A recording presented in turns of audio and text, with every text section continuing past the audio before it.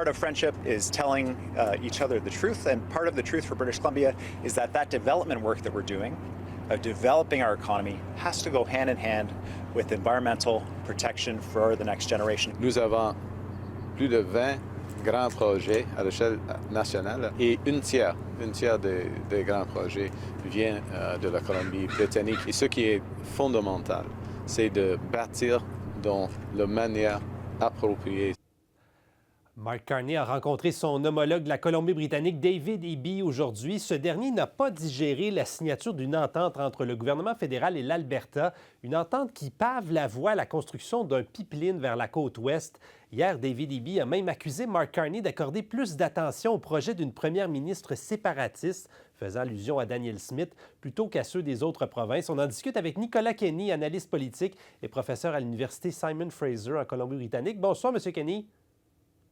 Bonsoir. On a vu un ton assez cordial aujourd'hui. Pensez-vous que Mark Carney a réussi à apaiser un peu les tensions avec la Colombie-Britannique? Ben, je ne sais pas si c'est Mark Carney ou si c'est les caméras de télévision, mais le contraste était quand même assez frappant entre cette rencontre d'aujourd'hui et les commentaires que M.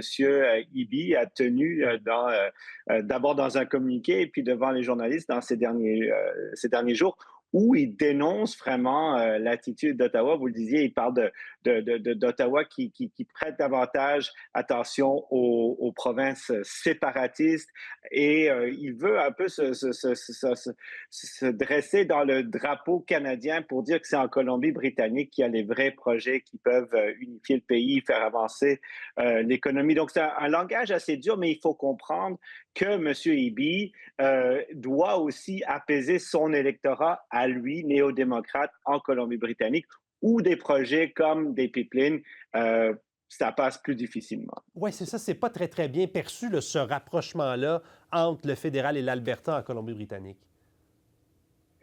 Non, et évidemment, c'est rien de nouveau. Hein. On peut remonter 10-15 ans en arrière, des tensions entre les deux provinces autour de pipelines. C'est comme inscrit là, dans les dynamiques politiques entre la Colombie-Britannique et l'Alberta.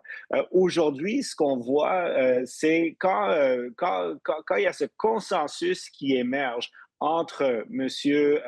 Carney d'une part et Danielle Smith, qui surprend un peu tout le monde hein, de voir un premier ministre fédéral libéral s'entendre aussi bien avec une première ministre conservatrice en Alberta. On se demande où la Colombie-Britannique peut s'insérer là-dedans, comment faire entendre sa voix. Et il y en a qui disent à M. Eby, écoutez, plutôt que de vous opposer à ça, il faut essayer d'en tirer bénéfice, d'obtenir le maximum pour la province.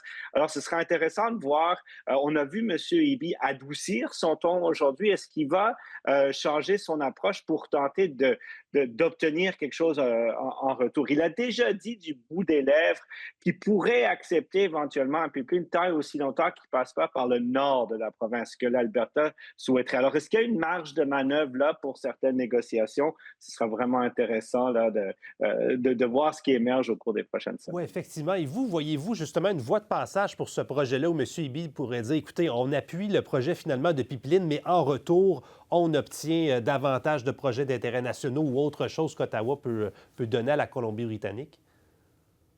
Oui, je pense que ça va être une des cartes que M. Eby va devoir jouer. Ça aurait été intéressant d'être dans leur rencontre entre ces deux-là aujourd'hui. Il y a aussi en parallèle à ça le fait que M.